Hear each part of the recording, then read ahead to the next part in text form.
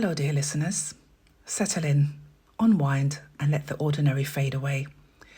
Tonight, we have a tale that will linger in your thoughts long after it ends. So get cozy, take a deep breath, and remember, sometimes the creak in the floorboards isn't just your imagination. Let's begin. There are things out there that don't make sense. Things that don't fit into the world as we know it. I didn't believe in monsters, not until that night. I was a corrections officer on a high-risk prison transport, responsible for moving one of the most dangerous inmates in the country. We were prepared for everything except what we encountered in that storm. This is my story. The night we fought for survival against something that wasn't supposed to exist. My name is Jack Matheson. I've been a corrections officer for over 15 years, handling everything from maximum security inmates to high-profile transfers. When you spend enough time in this job, you get a gut feeling about things.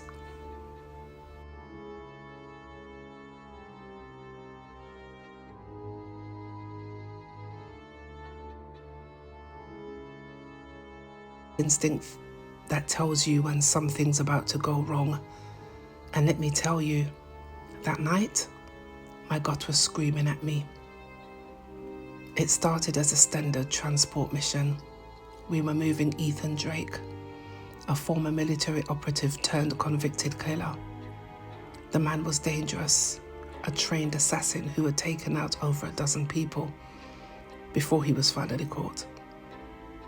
He was silent most of the time, but when he spoke, he made your skin crawl. His eyes were dead like a predator, sizing up its next meal. The plan was simple. Take him across state lines to a new high-security facility. We had a convoy of 3 vehicles, an armoured prison van in the middle with me and my partner, Officer Grady, plus 2 unmarked SUVs with federal agents front and back. The weather report had warned of heavy snow, but we had no choice. This transfer was happening, storm or not. A few hours into the drive, the snowstorm hit hard. Visibility dropped to near zero, and the road turned into an ice rink. The radio crackled with static as the lead SUV tried to guide us forward. The blizzard was swallowing the world around us, turning the trees into dark, shifting shapes.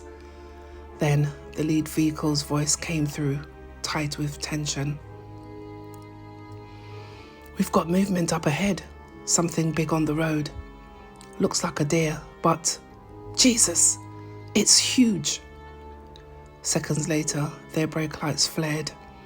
We slowed, our tires skidding slightly on the ice.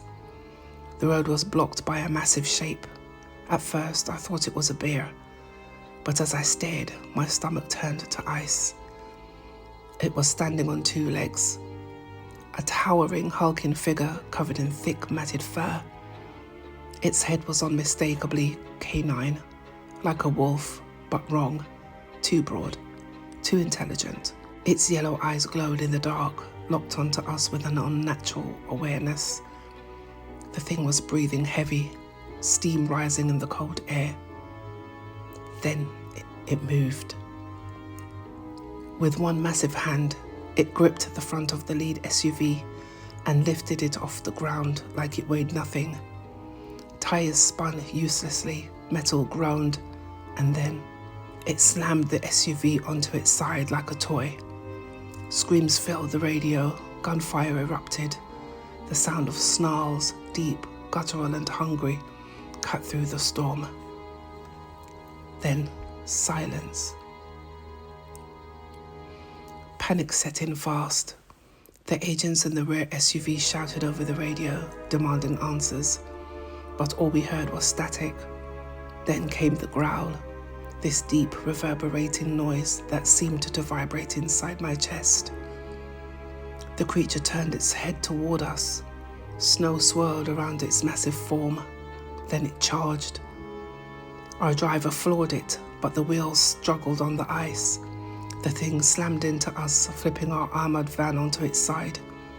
Metal screeched, my head cracked against the wall, and everything went black for a second. When I came to, Grady was groaning beside me, blood trickling from a gash on his forehead. The emergency lights flickered, painting everything in eerie red. Then I remembered. Drake. I turned to the reinforced cage at the back. Drake was awake. And he was grinning. Outside, the blizzard raged, but underneath the wind, I heard the crunch of heavy footsteps. We were trapped. The doors were jammed, the radios were down, and something was circling us, its heavy breaths fogging the broken windows. "What the hell is that thing?" Grady whispered in a terrified voice. Before I could answer, a massive clawed hand punched through the metal wall of the van. Sparks flew, the steel bent like tinfoil. My stomach twisted as I saw black claws, each one longer than a knife. Then Drake spoke, calm, amused. "Well, boys, looks like you might have caught something worse than me tonight." I snapped my head toward him. His wrists and ankles were shackled to the van floor, but he was watching us with a look I didn't like he knew something. Before I could ask, the van lurched violently as the creature began tearing its way inside. We had seconds, maybe less. The rear doors were our only hope, but to get to them, we had to unchain Drake. It was an impossible choice. "You can't be serious, Jack. We let him out, we're dead." But we were already dead if we stayed put. I made the call. With shaking hands, I unlocked Drake's restraint. The second the last shackle clicked open, Drake moved like a damn animal, faster than I thought possible. He lunged for my gun, but not to shoot us. He fired through the roof right into the beast. An inhuman snarl exploded above us. The creature reeled back, black blood spraying the snow. That was our chance. We kicked open the rear doors and tumbled into the storm. The rear SUV was still intact, though the agents inside were dead. Their rifles were still loaded. I grabbed one, Grady grabbed another, and then Drake did something that still haunts me. He smiled at the beast and said, "You're not the only predator out here, big guy." Then he charged it. The gunfire echoed in the night. The last thing I saw before we sped away was the silhouette of Drake fighting that thing with his bare hands and laughing. By the time backup arrived, both of them were gone. They never found Drake. They never found the creature.